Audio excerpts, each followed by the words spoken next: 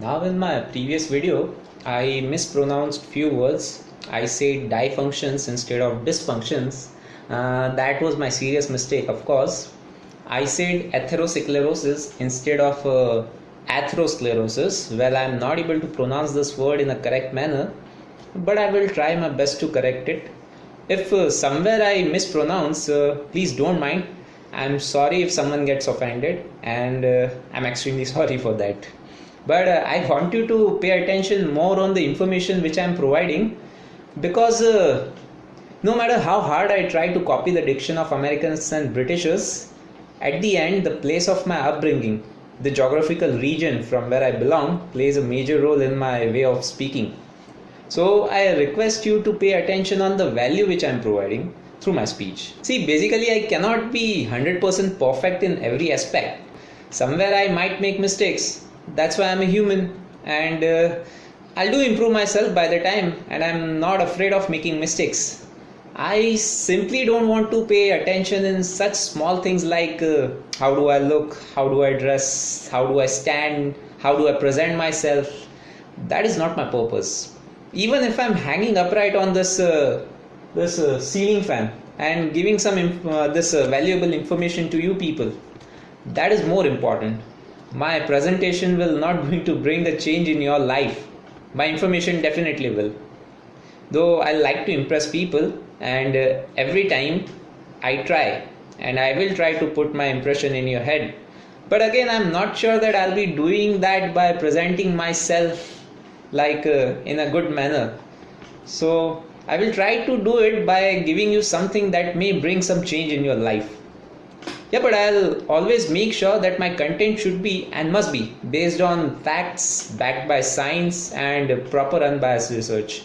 And guys, I simply want to thank you for all your suggestions and feedback. That really helps me to grow and learn. I mean, that's a part of my development, and I really appreciate it. So please always give your feedback in my comment section. That really matters a lot. Coming to the topic, I want to say that you can pause the video in between to see the images which I put. If you are confused somewhere during this explanation, so you can pause it and see the images. Now in few words, let's understand about the arteriosclerosis conditions. As I told you earlier that there are three types of conditions. One of them is Monkeyberg medial calcific sclerosis. Another one is arteriolosclerosis. And the third one, which we are discussing extensively, is atherosclerosis. So first, let's talk about this Monkeyberg medial calcific sclerosis. So in this condition, there is a calcification in the medial region, the media of the artery, of course. Calcification means the deposition of calcium plaque in that region. We will not cover that topic extensively, so simply remember that it is the disease of media. And atherosclerosis is the disease of intima. We had discussed about the basic anatomy of our arterial system, hence you can check my previous videos for that. Another condition which is known as arteriolosclerosis. Now in this, the smaller vessels or arteries, you can say, are hardened. Now in this conditions, there are two types of complications. One of them is hyaline arteriolosclerosis. Another one is hyperplastic arteriolosclerosis. Again, we are not going to discuss this in detail. Simply remember that arteries become narrow, and it's mostly happens in old ages. Now let's come back to atherosclerosis and understand that what are the main causes of atherosclerosis. Please don't mind with my pronunciation. Okay. Before that, as in my previous video, I talked about the repeated injury on the intimal layer of the artery, which leads to the damage of endothelial lining. Okay, I think you remember. If you have watched my previous videos, you might be knowing about it. If you have not watched yet, please watch those videos. So due to this, in response, atheromas are formed. Due to that repeated injury, atheromas are formed. So it leads to this atherosclerosis, as we already had covered in detail in my previous videos. Now the number one cause, remember, the number one cause of atherosclerosis is hypertension. Again, it's hypertension, not high lipid profile. Please understand, it's hypertension. This hypertension itself is an extensive topic to discuss. Hence we are covering only few main aspects of it. I might make another series on hypertension in more detail, not now, but maybe in future. As of now, understand that hypertension occurs due to hemodynamic stress. Okay, now what is hemodynamic stress? It means in simple terms, high blood pressure. High blood pressure means hemodynamic stress. Every systolic pulse during high blood pressure hits an artery like a hammer and damage its endothelium, its endothelial lining. Now the systolic pulse means the pressure in your arteries when your heart is contracting. In more simplification, when the heart pushes the blood or pumps the blood to the vessel. Now imagine that with an example that a pump is connected to a pipe which is pumping water at a certain pressure. But now suddenly you increase the pressure of the pump and that pipe is not capable to bear that pressure. What will happen? The pipe may rupture. So every pulse due to high blood pressure hits the arterial wall like a hammer. This happens continuous for millions of times, resulting damage to the arterial wall. And yes, systolic and diastolic pressure both can damage the intima chronically. Now chronically means in a long time. Now this diastolic pressure is the pressure in the arteries when your heart rests between every beat and fills with blood and oxygen. Then the heart will again contract and push the blood forward to the vessels, creating a systolic pressure. Let's talk about the normal blood pressure of your body. See, the systolic pressure should be between 90 to 120 millimeter of mercury, and diastolic pressure should be between 60 to 80 millimeter of mercury. Please do not confuse this blood pressure with your heart rate. Both are different. Heart rate is the beating of the heart in a minute. Heart rate is a beating of a heart in a minute, or you can say the number of times it contracts, relax in a minute. Also, we are not discussing about the unit in which blood pressure is measured, which is called millimeter of mercury. Simply remember the values.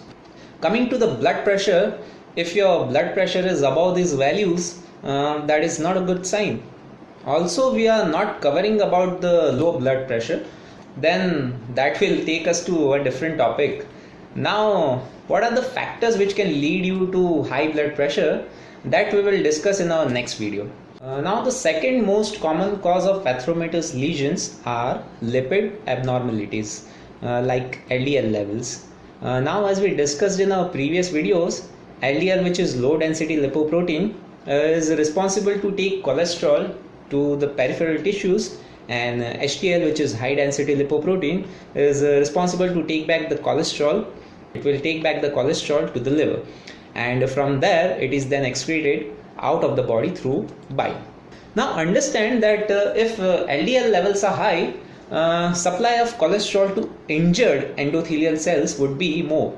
Okay, and cholesterol will be deposited in the atheromatous lesion, and then it will develop more rapidly. Of course, in people with high LDL level, they die more frequently with atherosclerosis like heart disease and stroke. But see, you have to understand that there are many factors related with this raised cholesterol levels in your blood. So we have to see all the aspects and then come to a conclusion. Now please remember that this cholesterol can go high due to congenital or acquired condition as well. Congenital means inherited disease, okay, means it can be a heredity. Now there are inherited conditions as well, like this familial hypercholesterolemia. In this case, what happens, the receptors in the liver cells, okay, hepatocytes, the liver cells are called hepatocytes. It has some receptors of this LDL, okay. So this LDL receptors is dysfunctional, or sometimes they are not present, okay, due to this inherent condition.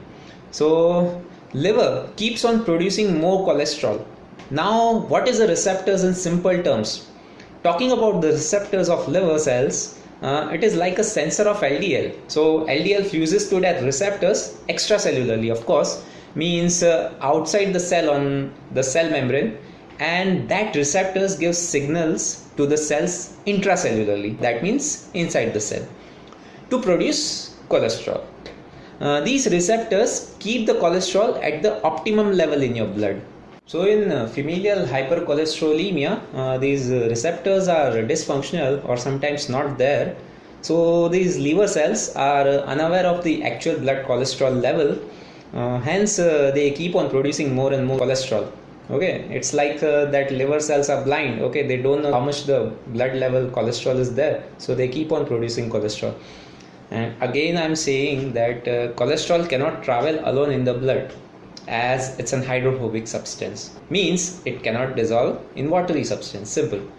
It needs a ship. Okay, it needs a protein called this low density lipoprotein, LDL, to travel into the blood so that it can go to various peripheral tissues for its various functions. Now this elevated level of LDL may damage the endothelium. They become dysfunctional and they become more permeable, and lipid enters into the intima. Again, I'm saying that we must see to every picture before coming to a conclusion. We would be covering more about it in my next video. Secondly, the nitric oxide production, which is responsible to vasodilate the artery. Now, vasodilate the artery means it is responsible to widen the blood vessels. So it is responsible in widening of blood vessels. This is very important, so please remember this. So the nitric oxide levels are disrupted due to this high levels of LDL. We had discussed about the oxidation of LDL in our previous videos. This oxidation of LDL is somehow processed by endothelial cells, and also it releases oxygen driven free radicals, which leads to neutralization of nitric oxide. So the nitric oxide neutralizes, hence its functions that vasodilation does not occur. So this also leads to platelets sticking to this endothelial cells,